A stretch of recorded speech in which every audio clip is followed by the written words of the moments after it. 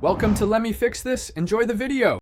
In this video, I will explain how to change your Volkswagen Golf badge. First, let's gather our essential tools.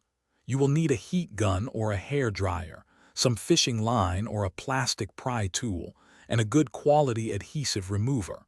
Don't forget a cleaning solution and a soft cloth to prepare the surface. Most importantly, have your brand new Volkswagen Golf badge ready for installation. Now, let's remove that old badge. Begin by gently heating the badge with your heat gun or hair dryer for about 1 to 2 minutes. This softens the adhesive, making removal much easier. Then, carefully slide a piece of fishing line or a plastic pry tool behind the badge. Work it slowly around the entire perimeter, separating the badge from the car's surface.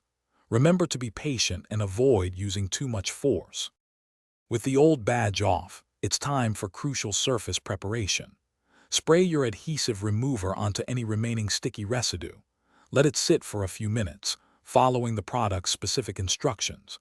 Then, using a clean, soft microfiber cloth, gently wipe away all the old adhesive and any dirt. Finally, clean the entire area thoroughly with an automotive cleaning solution and ensure it is completely dry before proceeding. You're almost done. Now, carefully peel the protective backing from the adhesive on your brand new badge.